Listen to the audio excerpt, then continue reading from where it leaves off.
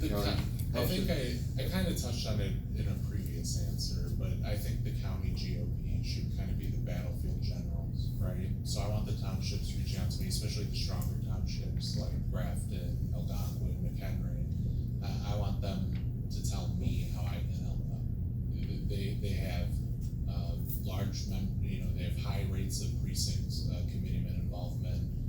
They've already got that down, at least to some extent. What else do they need? And how can the county help them continue to recruit and advance the message and, assist with winning elections? Because frankly, that's what this whole party's about, is winning elections. Yep. This isn't a social club only. So that's what I would do. I think it's a complicated question, and it's something that's going to take years. This isn't a one-year fix or one-year solution. I think in the near term, right, we have elections in 2026. We take the township GOP parties that we do have currently. We focus on giving our energies and attention as the county GOP to them. As far as pushing candidates, giving them walk lists, helping them, get data if they need money to send out letters or whatnot, if their coffers, don't allow for it, but they want to send a mail or what have you, make phone calls, send text messages, help them with that, organize that. As the county chairman, I would be happy to take the data and say, these are the people I think we need to knock on, and that changes on the election, frankly. There's different, you want to focus on the conservative Republicans who always show up to every primary when you're running a primary race, build up that name ID with them, get their trust, win their trust, frankly, so that when you go into the general election, you can focus on the more moderate Republicans or the swing voters, or even maybe the conservative Democrats, if any still exist, and go after their votes. That will help, frankly, with recruiting for the precinct committees, because when you reach out to a hard Republican, I think they don't always get, we don't do a great job always reaching out to our best voters, right? If we build up that name recognition and that develop that personal relationship with them, it's very possible we're gonna have people coming out of the woodwork and feeling, actively wanting to get involved and be a part of this. But I mean, like I said, going back to I kind of went on a tangent there. Going back to the question, how do we support the township? I think we support the township with data. I think we support the township with money. I think we support the townships by organizing and communicating amongst all the various township GOP parties and getting events, like Wayne said, events on the calendar, making sure there's not double bookings, organizing days where, April 30th, we're, all knocking for, candidates so-and-so for the general election. Just getting that involved and then taking their ideas or their goals and working with the local township GOP in order to, again, put our candidates in, put them in the best position possible to win their election. Okay. So I have one more question that wasn't on here. I actually got a phone call today from Senator Jack Schaefer. How many folks here know Jack?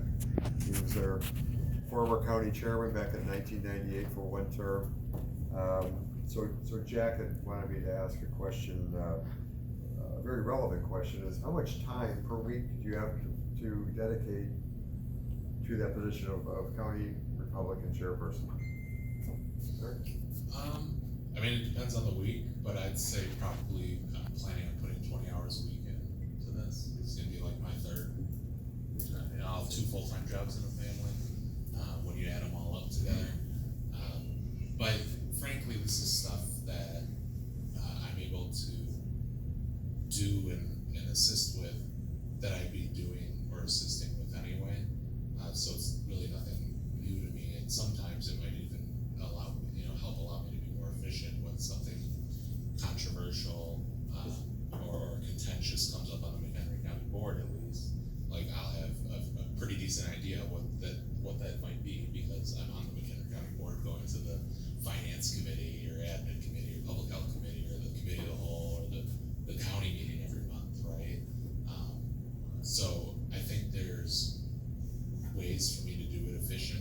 more efficiently than if I weren't. Like Wayne said, there's so much to keep up with, it's tough, but I'm there anyway. So that's one advantage I think I bring.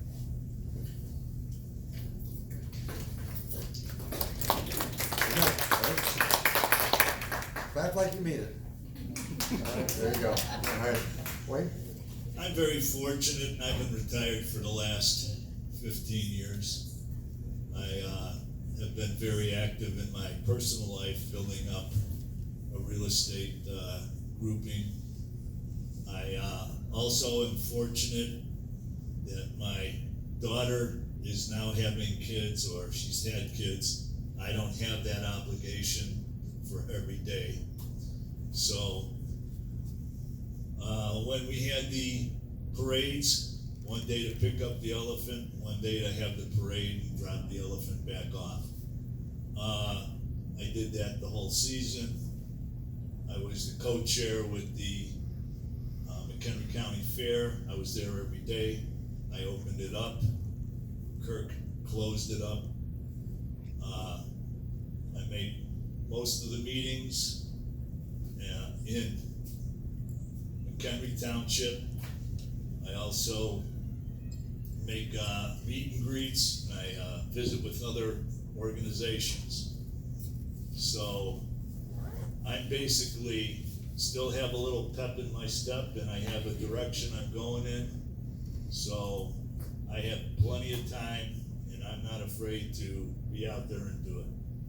So how many hours a week would you say?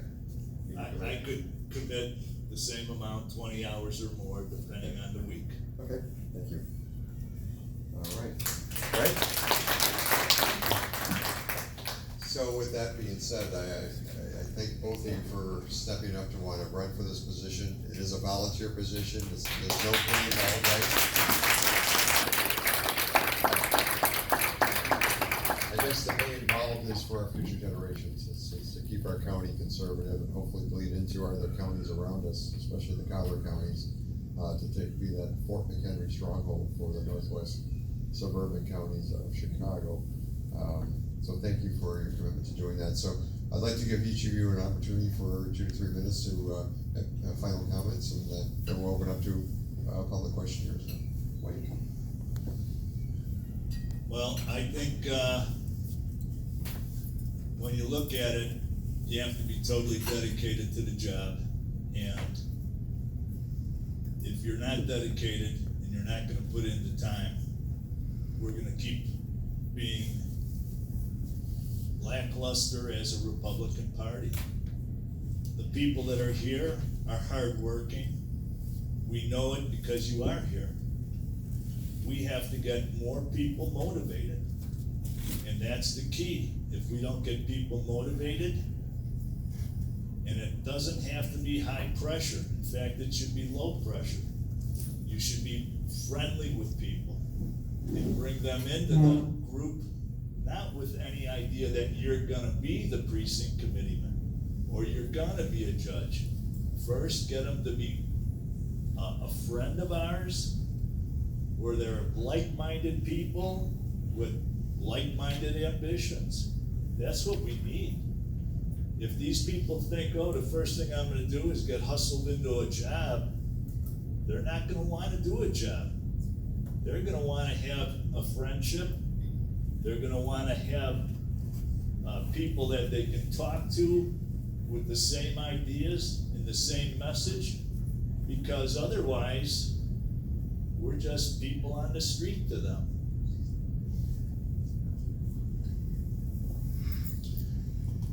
I'm gonna kind of talk about a different question that was up, that didn't get called, but it was, should the McHenry County GOP endorse and support candidates in the primary general election, choosing one Republican over the other?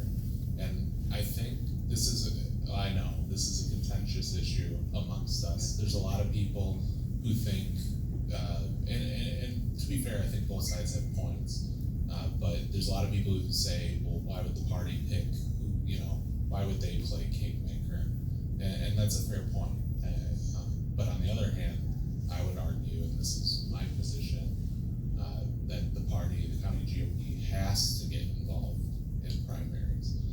doesn't mean every single primary, it doesn't mean, blasting the other person every single time. But to be an effective political organization, I went to a training from Young Americans for Liberty in DC when I was in law school, my first year of law school actually. And they said we used to, dress up in suits of armor and ride across to another country and swing a sword at someone until we figured out who was going to make the rules or not. And then we switched to democracy. We all decided, oh, you know what, we're actually just going to have elections. But they said that, it was joking, but also not really. They said politics is a replacement for war. It was a replacement to decide how and who governed. And I think you have to treat it like that. And I'm sure we're all sick. I know I'm sick of it. I'm an elected official, so I can only imagine you guys. But we're sick of people, elected officials, just ignoring what their fellow Republicans want. And like I said, there's sometimes you have to take into account that, there's political considerations. And I think it's a fair criticism of, I guess, either the elected officials or the party leadership when they think sometimes, well, like we can't, fight and, pinprick candidates over every little disagreement. And I agree with that. And I don't, that's not something I want to have happen. But on the other hand, I've also learned that you literally will not get an elected official to do anything unless you can offer them carrots or sticks or both. And right now, our carrots are limited. We have limited financing. We can't make donations. We can't help them. Even our ability to organize volunteers to go knock on doors for them is limited. We're outnumbered 2-1 by Democrat precinct committee people, right now. Which leaves us with the stick option, and the stick option has to be that you get involved in primaries. And it doesn't mean you just club everybody over the head every election. But it does mean that if you are running as a Republican, but don't espouse a single value of the party platform, if you're a pro-abortion, pro-high tax, pro-growing government, anti-gun, at a certain point, I believe in Reagan's statement, right? Just because we disagree on 20% of things doesn't make you a 20% enemy, it makes you an 80% friend. We're a Big Ten party, we should be a Big Ten party, but also, you have to be under the tent somewhere. You can't just be standing outside the tent, not espousing or standing by a single value of the party, and just expect that the party's going to unilaterally endorse you and help your campaign. The party should. We're a political apparatus. We should stand up to those people who aren't following the party platform.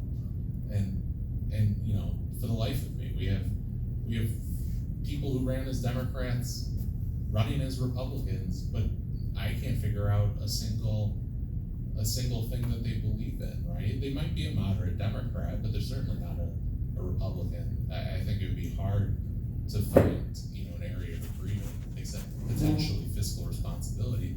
But even then, their idea of fiscal responsibility is raising taxes and not actually cutting government or limiting government. So you have to. I mean, that's just my opinion, but I think it's been shown that if you do not get involved in primaries, you will not have an effective tool to make sure that the elected officials who represent the party actually stand for the principles of the party. So I guess my question to you is, are you saying that the county party should endorse a primary candidate? I think first off, I think the county party, when there's a primary, first off, just to be clear, if there's one candidate or if there's multiple candidates, the primary is over, there's a Republican who wins, I support advancing that Republican. I want to see Republicans win. But yeah, I mean, I think the party should invite all the candidates, whether through the townships or the county GOP or what have you. They should invite everybody who files and have them come in for Q&A, an interview, whatever you want. But they need to. We can't just keep having these elected officials who run saying they're never going to do it. They'll never raise your taxes, or they do this or that, and then when it comes time to vote, they all fold like wet blankets. Like Like, you can't have that, and you won't have that unless you're doing your due diligence on the candidates, especially in a contested primary. And then once that contested primary is over, that's one thing, right? You know, work to advance the Republicans, but during it, I have no problem. In fact, I will be endorsing, you know, in a primary this year. It'll be before, you know, I'm chairman or Wayne's chairman or whoever's chairman, but I will be endorsing because there are people who I think either have gone against the values or gone against the explicit promises they've made. And why wouldn't I support the challenger in that scenario? As chairman, I think I'll be much less active than that. Okay, But it's something we have to consider and we have to do. so that's a key distinction. Personally, it's one thing to endorse the primary candidate, it's another thing for the county GOP party to endorse a candidate during a primary, contested primary, because county board, we have a couple of contested Republican candidates, right? And that's what comes to my mind, where you've seen the incumbents with the fruits of Well, their I votes think versus. two now, right? I thought it was gonna be three, but I'm gonna be endorsing two. There's two contested primaries, I'll be endorsing both of them. Because frankly, I want to see people who can work with me and advance the Republican platform. I don't wanna see people who, you know, excuse bad behavior. Right, so that's a key distinction, a personal endorsement versus a party endorsement, you're still saying the party should not endorse. I don't think it's actually that big of a distinction. Pretend I am lucky enough to get your support for chairman, and I endorse in my personal capacity. And people still know I'm the Republican county chairman. I think there needs to be a process, right? I don't think it should just be, you know, what Eric Hendricks, chairman, wants is the endorsement, but and I'm open to that. You know, whether it's if the races are solely contained in Grafton Township, maybe we let Grafton Township do it. Maybe the county GOP only tackles state legislative and congressional and whatnot, you know, countywide races. I don't know. I'm open to that, but there has to be something because you will continue to have an ineffectual political apparatus if you don't have some sort of carrot and stick. And the one you'll always have as a party is the stick, or at least the threat of the stick. And frankly, you should also view the endorsement not just as a stick, right? That's the stick only if the candidate themselves isn't expecting your endorsement because they weren't able to, you know, fulfill the party objectives. It's a carrot to people who actually carry out those objectives, and that should be something that's considered in the endorsement process, along with obviously, you know, tenure, how long, you know, your history with the party, you know, your previous efforts, your ability to fundraise, you know, how's your district's political makeup and where do you fall in it. Like I said, I'm not the best candidate to run. You know, if I was running in Chicago, I would not be the candidate to run, too conservative. All these things should be considered, but you have to get involved. If you don't, we're just going to continue to flounder as a party. Wayne, do you have any thoughts on that?